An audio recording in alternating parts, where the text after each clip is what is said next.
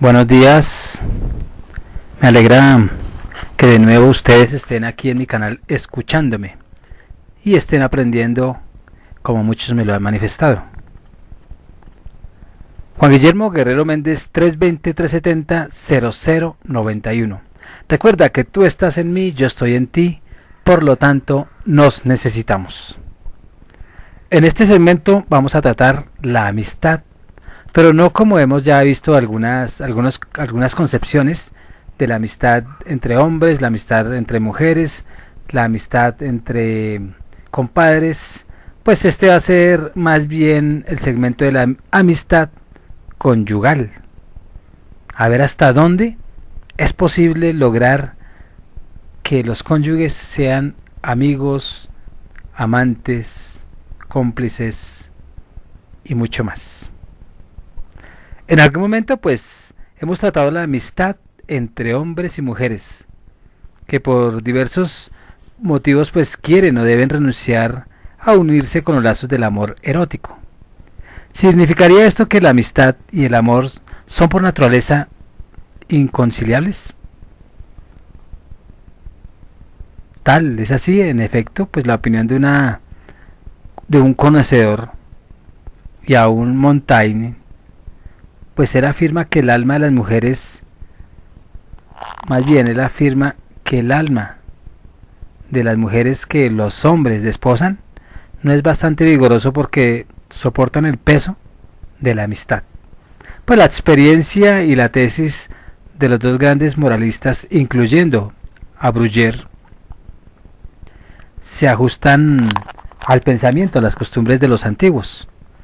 Los griegos pues practicaban la amistad con las hetairas, que son mujeres libres, entendidas a menudo en arte, filosofía y literatura. Pero jamás habría soñado en buscar esta clase de comunión espiritual con sus esposas. En el Japón, los hombres cultos y refinados pues encuentran en las geishas la amistad con representantes del otro sexo. Verdad es que los griegos, los japoneses y todos los que están juzgando a sus esposas indignas o incapaces de amistad, por lo general tampoco les brindan un amor apasionado. Las aman por razón o simplemente por un deber. No porque deban, sino por una obligación. O porque tienen que hacerlo.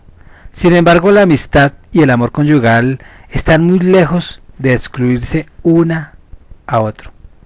A lo que sabemos, pues según Plutarco, pues fue el primero en afirmar que la esposa era tanto y más digna y capaz pues de tener una amistad con el hombre que uno con la hetaira o con la geisha. Si semejante amistad pues parece haber sido relativamente rara, en nuestros días pues se hace cada vez más frecuente. A medida que las conciencias evolucionan y que las condiciones y motivaciones del matrimonio se van transformando. Entonces, ante todo, se halla el caso de el más frecuente del matrimonio entre amigos. En efecto, como lo hemos dicho en el capítulo anterior, los hombres evolucionados de hoy, pues no es con hetairas ni con geishas, y sus semejantes, pues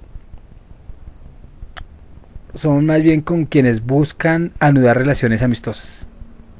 Las gentes pues se conocen, se hacen partícipes del diálogo existencial, en muchas oportunidades se convierten en amigos, en la misma universidad o en los círculos de militantes, políticos o religiosos. Y en esa camaradería, meses o años más tarde, los dos amigos comprueban que se aman, puesto que ningún obstáculo inseparable se opone, y con toda naturalidad deciden casarse. Entonces el amor evidentemente no amenaza para nada su amistad, ni éste disminuye el ardor de aquel. Por el contrario, ambos se estimulan, se nutren mutuamente. Con demasiada frecuencia, pues la pareja que se ha formado a causa de un flechazo sobre la única base de la atracción carnal, pues comprueba al cabo de algunos meses de vida en común que no tienen nada que decirse, que son extraños uno para el otro. Y en efecto es propio del ardor erótico ser muy vivo en sus comienzos, pero tienden a disminuir, sino a extinguirse totalmente, después de obtenida la satisfacción. Es más bien llamarada que fuego. Raro es que una pasión puramente carnal resista las inevitables dificultades y desencantos de la vida de todos los días. Es en esta categoría de matrimonio por amor donde se da la mayor proporción de divorcios, y a menudo la separación sobreviene después de solo 1 o 2 años de unión. Evidentemente es muy distinto lo que acontece con las parejas a las que une una sólida amistad. Aún si eróticamente no todo resultara óptimo, aún si el amor, pasión, no durara más que en los matrimonios por flechazo, pues la armonía entre los esposos no se destruiría, y continúan comunicándose en el mismo plano que antaño, antes que naciera el amor. Se habían encontrado como amigos, se conocen en profundidad y no se dejan perturbar por lo tanto por los defectos superficiales del uno o del otro, y tienen algo que decirse aún fuera del lecho conyugal. Pero sobre todo, el amor erótico adquiere generalmente entre los esposos amigos mayor intensidad y más larga duración que cuando uno conoce a alguien en un bar y se flecharon por su belleza, por su nalga o por su atractivo carnal. Se flechan, van, tienen sexo, duran unos meses y se acabó todo. Y ni siquiera llegaron a ser amigos. Entonces, para ilustrar las precedentes consideraciones, permítaseme presentar 2 casos que he tenido oportunidad de observar muy de cerca.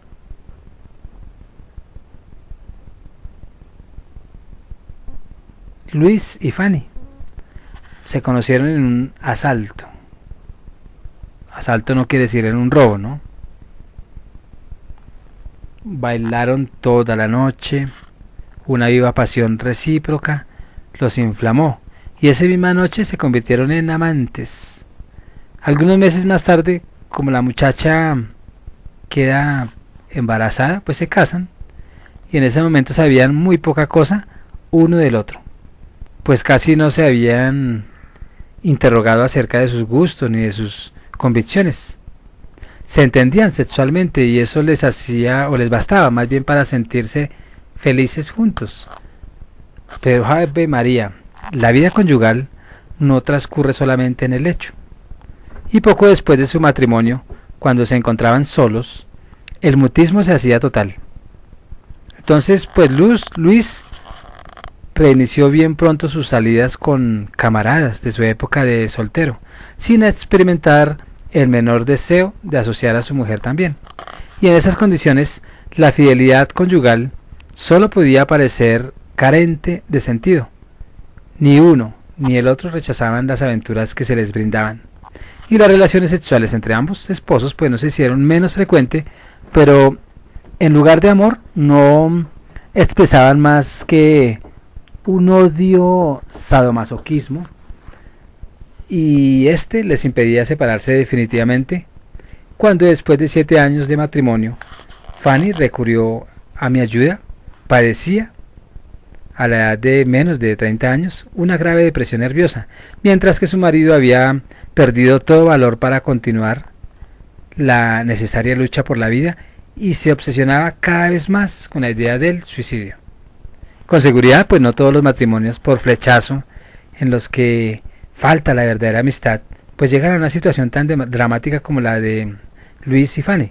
No obstante, bajo su forma excesiva, el caso expuesto pues conserva todo su valor típico y encierra para nosotros una preciosa enseñanza, tanto más que se trataba de 2 personas no carentes, por cierto, de cierta envergadura.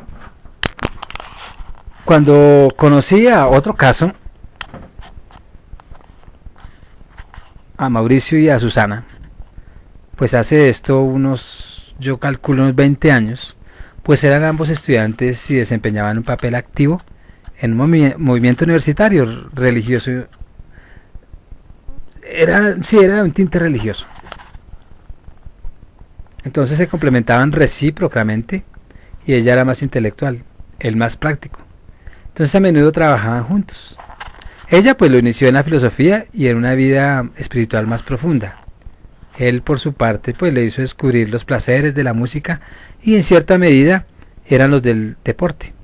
Entonces en resumen, constituían una ejemplar pareja de amigos entre los que no existía el menor vestigio de flirteo, tanto más cuanto que Susana carecía de toda coquetería y hasta del encanto indispensable a una muchacha atractiva. Pues solo 5 o 6 años más tarde, cuando ya estaban profesionalmente comprometidos en la vida, pues decidieron casarse. Yo me mostraba más bien escéptico acerca de las posibilidades de éxito afectivo de esa unión, y en efecto era bien evidente que había muy poca pasión erótica entre ambos amigos, y en esa época pues yo adjudicaba a esta pues como condición previa de un matrimonio feliz, mucha mayor importancia que ahora. Y bien, hace 15 años que ellos se casaron, mejor dicho, pues tienen varios hijos y no son muy jóvenes. Entonces, hoy no, digo porque son 20 años que han pasado. Y su amistad es siempre tan verdadera como en los tiempos de la juventud. O más bien se ha profundizado y embellecido. ¿Gracias a qué? A las preocupaciones y alegrías compartidas durante tantos años. Entonces en el terreno erótico, pues los comienzos, según su propia confesión, pues fueron bastante difíciles. Porque es que eran amigos, y llevaban años de amigos. Y empezó a nacer ese amor. Pero su amistad triunfó sobre todas esas dificultades. Y poco a poco pues lograron la armonía también en ese plano. Entonces teniendo en cuenta la situación afectiva pasada y presente de esta pareja, pues no creo que sea mucha presunción suponer que si por cualquier motivo, enfermedad o vejez por ejemplo, pues deberían un día renunciar a la comunión erótica y su unión continuaría consolidada por los firmes vínculos de esa amistad. Y es evidente que no todos los matrimonios entre amigos y sin pasión erótica inicial pues son tan afortunados como esta pareja tan especial. Y con todo, pues de este ejemplo se sigue que la amistad puede constituir una excelente base para el amor y que ambos, amor y amistad, se refuerzan mutuamente. Entonces también podría hablar de una pareja de ancianos, ancianos esposos, no una pareja cualquiera, sino esposos ya viejitos, que también uno conoce muy bien, vecinos, y han alcanzado una edad en que el amor erótico pues apenas puede expresarse. Y lo que constituye un vínculo inquebrantable entre ellos y embellece el ocaso de sus vidas, pues es la profunda amistad que los une desde siempre. Sus intercambios intelectuales y espirituales pues son siempre igualmente intensos y son capaces todavía de entusiasmarse y de discutir con pasión sobre muchos asuntos. Y comparo a esta pareja con otra, en que los esposos se han amado mucho en su juventud, pero no han sido nunca amigos. Ya no pueden ni siquiera soportarse y se hacen mutuamente imposibles los últimos días de su existencia. Normalmente pues la amistad, así como esta, más bien como está llamada a sobrevivir al amor, pues debería precederlo. Y conozco sin embargo muchas parejas de esposos que no creo amigos antes de casarse. Ni siquiera lograron ese nivel. Sino fue el flechazo a la simple comunidad de intereses familiares o sociales, o lo que sirvió de punto de partida a su unión. Entonces la amistad nació más tarde, sin que fuesen conscientes de ello. En un principio pues había entre ambos bastante afinidad para servirse de base, sobre todo en la generación de nuestros abuelitos, donde era muy corriente, por lo menos en las capas superiores de la llamada sociedad, pues que el matrimonio resultase arreglado entre los papás, sin que los jóvenes tuvieran la posibilidad de conocerse de cerca previamente. Y a menudo pues no había en el comienzo amistad ni amor, pero a pesar de todo ocurría que después del matrimonio nacían una y otra, o bien una u otro, la pareja de ancianos esposos, que he mencionado más arriba, pues pertenecen a esta categoría y son hoy en día dos amantes, se aman mucho. Pero en esa época uno ya mentalmente estaba preparado para amar lo que los papás habían dicho, porque así era concebido. La mujer era para someterse al hombre y el hombre a someterla, así era, culturalmente. O sea que no es culpa que la gente se sienta violada en una relación de esas. Ellos aceptaban la violación porque así lo decía la sociedad. Entonces el nacimiento de la amistad en el matrimonio surgido de ese flechazo, pues tampoco es imposible a priori, a condición de que los esposos no se desalienten tan pronto como vean disminuir el ardor de los sentidos que habían tomado por la gran pasión de su vida. Y al conocerse más profundamente, pues podrán muy bien lograr la comunión amistosa. El mayor obstáculo para el nacimiento de la amistad se encuentra, en tales casos, en la sobreestimación del amor que motivó el matrimonio. Y muchos jóvenes enamorados creen en la eternidad de la pasión. No buscan siquiera conocerse más profundamente y apenas dan importancia al hecho de que no tienen gran cosa que decirse. Creen más o menos conscientemente que la carne constituye una realidad suficientemente sólida para unirse definitivamente. Y cuando al cabo de algunos meses o años desaparece la embriaguez carnal, la pasión, el eros se va, pues ya es generalmente demasiado tarde para que pueda nacer la amistad.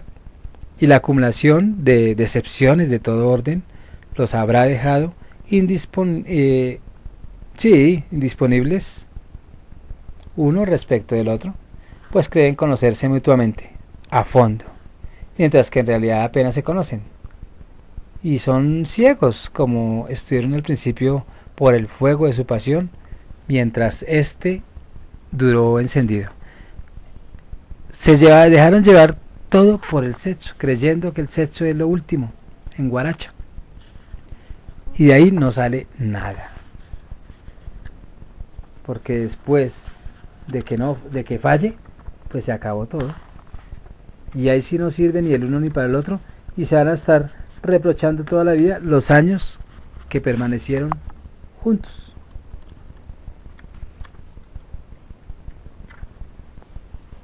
¿Qué decir de la amistad entre padres e hijos? Entonces, para la formación del terreno en que puede germinar la amistad, pues no se requiere de ninguna manera los lazos de sangre. Es en efecto una realidad de orden espiritual. Y todos saben que el parentesco espiritual no es siempre idéntico al parentesco de la carne. Así como a menudo pues acontece que este último no implica ninguna afinidad de los espíritus. Muchos son efectivamente los hermanos y hermanas, los padres e hijos, pues que no guardan entre sí ninguna afinidad espiritual, ninguna comunidad de ideas ni de tendencias. Cierto que a veces existe una verdadera amistad entre hermanos y hermanas, pero no nos parece exagerado decir pues que ha nacido, no a causa de los lazos de sangre, sino más bien a pesar de ellos. Entonces lo que generalmente hace más difícil la amistad entre hermanos que entre extraños es más bien esa especie de pudo que dominará a menudo nuestra relación. Como viven bajo el mismo techo, pues creen erróneamente conocerse a fondo unos a otros, y por eso no se atreven a comunicarse precisamente lo más hermoso y generoso de sus aspiraciones. Y esto se suman los pequeños roces de la vida cotidiana. Entonces no es raro que hermanos y hermanas pues aprendan a conocerse gracias a terceros o a merced de grupos de los que forman parte.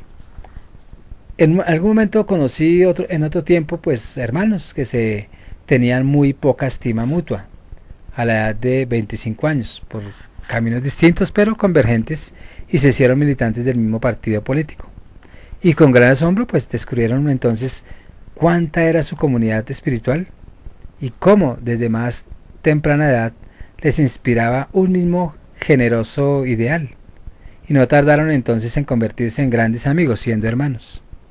Entonces la amistad entre hermanos y hermanas pues no siempre parece muy deseable en la adolescencia, o por lo menos no lo es solo en ciertas condiciones. Entonces los expondría en efecto a encerrarlos en un círculo familiar demasiado estrecho, favoreciendo así el narcisismo y obstaculizando la necesaria extraversión de los adolescentes. Sería preciso entonces que a la amistad fraternal se añadiese siempre la de jóvenes ajenos a la familia. Mejor aún sería que hermanos y hermanas se hicieran amigos no en el seno de la familia, sino más bien por intermedio del mundo exterior.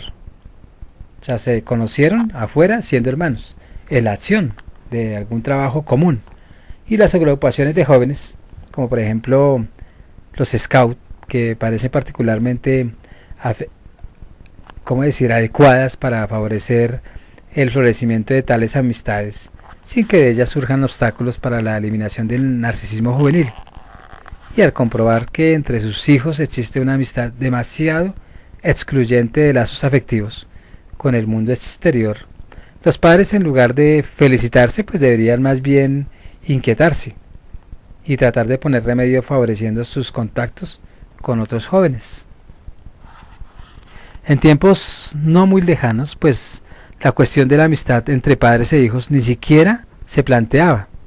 El padre era, y por lo menos quería ser, el jefe, el representante de Dios y de la misma patria, y los hijos pues debían obediencia y respeto. Eran raros los que intentaban entablar un diálogo con sus hijos, aún estos ya hubieran llegado a adultos. Y si un hombre de 30 años se atrevía a contradecir a su padre a propósito de cualquier asunto, se lo acusaba inmediatamente de irrespetuoso.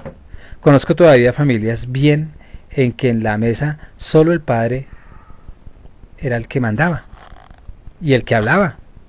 Entonces, en cuanto a la madre, pues generalmente protegía y quería a sus pequeños, pero tampoco se comunicaba verdaderamente con ellos. Entonces, entre padres e hijos jamás se trataba ninguna cuestión un poco personal o íntima. Casi no habían hijos que fuesen iniciados en los problemas sexuales, por ejemplo. No llamemos problemas, más bien en el conocimiento sexual, una charla. Por ejemplo, ni el papá ni la mamá se atrevían a hablar de eso.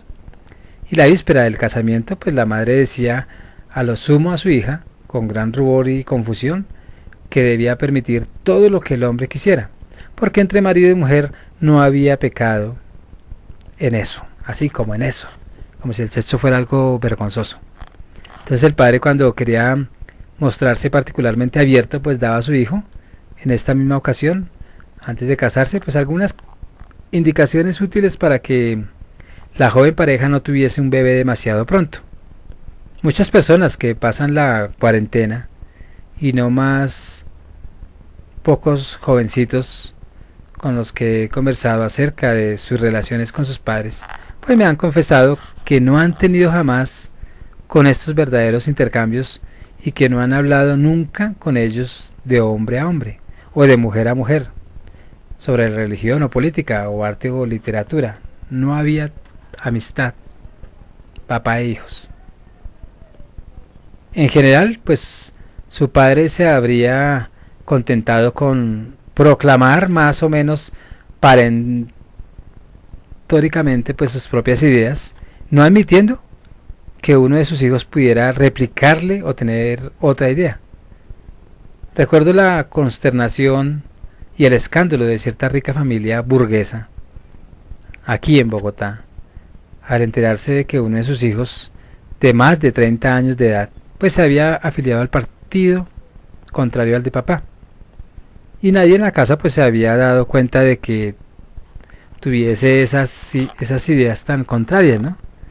Y con razón, pues además de otros tiempos y todavía hoy en parte, pues es bastante corriente que un hijo de familia se adhiera a un partido revolucionario o aún a un partido, no, más bien a un movimiento de izquierda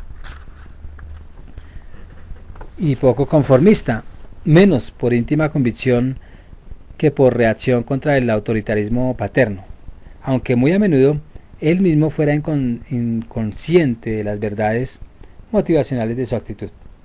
En el terreno religioso, los padres creyentes exigían a sus hijos la práctica sin preocuparse mucho por su estado de alma y de conciencia. Entonces, en estos días son cada vez más numerosos los padres que aspiran a una verdadera amistad con sus hijos. y conozco muchas familias en que esta existe efectivamente entre padres que alcanzan la cuarentena e hijos que están entre los 17 o los 20 años, con gran beneficio tanto para los unos como para los otros. Sin embargo, es preciso reconocer que, aún en la presente fase de desarrollo de la conciencia humana, el logro de tal amistad no es siempre fácil. Al decir esto, pienso que aquella mujer que ha logrado establecer relaciones amistosas con su hija mayor, pues por desgracia su amistad se funda manifiestamente pues en su complejidad contra el marido y padre, el cual ninguna de ellas puede soportar. Por otra parte, es la madre ciertamente la que ha comunicado a la hija sus propios sentimientos de desprecio y hostilidad contra el hombre de la casa. Pienso también en este hombre que jamás ha tenido la menor comunión espiritual con su mujer y que por la vía de comprensión ha establecido una muy íntima con su hija. Tal otro pues ha hecho de su hijo adolescente un amigo y un compinche, con el que asiste a espectáculos deportivos y a cabarets, pero sobre todo para sustraerlo a la influencia de su mujer, que juzga nefasta y que ha pesado gravemente sobre su propia vida. Y en todos estos casos podríamos ampliar la lista. La amistad con el hijo aporta pues seguramente a uno de los padres cierta comprensión a la carencia afectiva de la vida conyugal, pero por esto mismo pues hay algo de turbio en sus motivaciones, y no es posible dudar de que es dañosa para los hijos. La verdadera amistad pues debe ser para y no contra algo o alguien. La amistad entre padres e hijos, más aún que la de hermanos y hermanas, implica para los segundos el riesgo de poner obstáculos a su necesaria extroversión o su orientación hacia ese mundo exterior en el que tendrán que realizar su vocación de hombres y mujeres. Esto es verdad para la amistad, positivo, y eso es muy positivo, y con mayor razón para las relaciones o compensatorios de los que mencionamos algún ejemplo más arriba. Estos bien reales escollos pues no deben interpretarse, sin embargo, como una puesta en guardia contra la amistad entre padres e hijos, y menos aún como su condenación. Muy por el contrario, pues hemos insistido en presentarlos porque estamos firmemente persuadidos de la fecundidad existencial de este tipo de relación, tanto para los padres como para los hijos. Para contar con todas las posibilidades de éxito a favor, pues es necesario no ignorar las dificultades. Evidentemente a los padres, más que a los hijos, pues toca la iniciativa de apartar los obstáculos y vencer las dificultades. Como lo dejamos dicho, la amistad de uno de los padres con uno de los hijos no debe ser a ningún precio y ni aún inconscientemente una complicidad contra el otro progenitor o los demás hijos. Los más aptos para entablar una auténtica amistad con sus hijos son evidentemente los padres que no solo se quieren, sino que además son amigos entre sí. Por otra parte, esta amistad no debe hacerse exclusiva, sino que, muy por el contrario, debe favorecer la amistad de los hijos con otras personas, ajenas a la familia y más próximas a ellos por la edad. Por último, para que la amistad entre padres e hijos lo sea verdaderamente en el sentido que damos nosotros al término, es indispensable que los padres renuncien deliberadamente a todo autoritarismo, a toda voluntad de dominación, y en la medida de lo posible pues deben proveer con sus hijos de sentimientos de la igualdad y la responsabilidad, lo que no excluye, claro está, cierta autoridad que los padres deben poseer, pero autoridad no es en todo caso lo mismo que autoritarismo. Confesemos que la realización de todas las condiciones indispensables para la promoción de la amistad familiar pues no es nada fácil. Sin embargo, estamos en condiciones de atestiguar, sobre la base de nuestros ejemplos que conocemos, que de ningún modo es imposible, y el resultado que se puede descontar vale ciertamente los esfuerzos que exige. La amistad entre padres e hijos varían mucho de la época. En una época cuando no había amistad, Hablemos de 3 generaciones antes al 2013. Hablemos de 1900, donde el papá decía lo que tenía que decir. Y así era.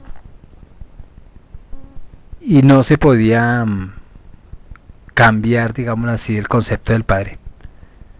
En esa época era muy válido porque el hijo pedía amistad y se guardaba el respeto. Hoy en día, 2013, ¿qué está pasando? Los hijos le dicen a uno: uy papá, tú sí eres mamón. Hablan ordinario, o sea, ya no respetan a papá. Si hay una amistad, hay un abuso. Si hay amistad, se pierde el respeto. Entonces, toca buscar el concepto de amistad entre los dos. Porque el hijo tiene un concepto que es impregnado por la sociedad. Que amistad es darle un puño como al amigo que se le da del curso, un puño con toda la fuerza. Y él pegándole al viejito, al papá viejito, un puño. Tratándolo como cualquier amigote. Es irrespetándolo. Es pasarse por encima de la figura materna o paterna. Entonces, se ha perdido ese concepto de amistad que se pretendió en 1900. Porque ya el hijo tiene el concepto que amistad es sobrepasarse y respetar.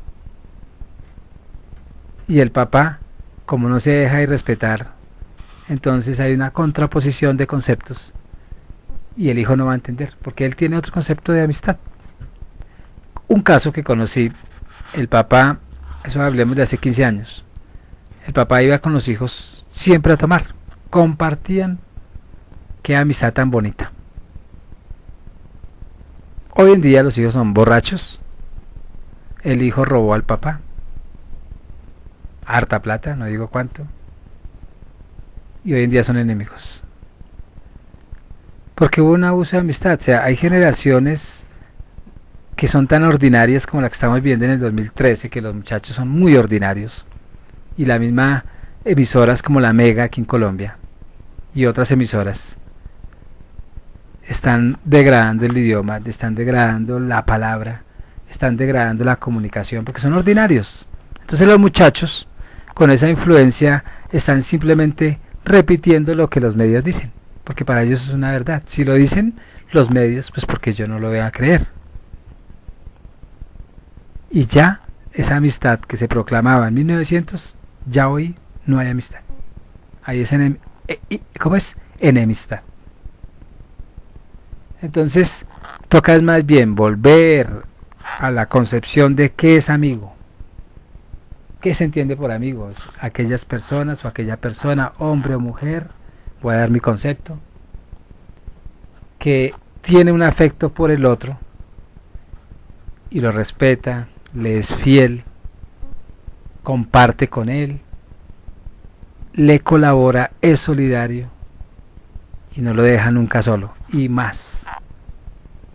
Eso es amistad. Hoy en día, ¿amistad qué es? Abusar de él, reírse de él y respetarlo, es todo lo contrario.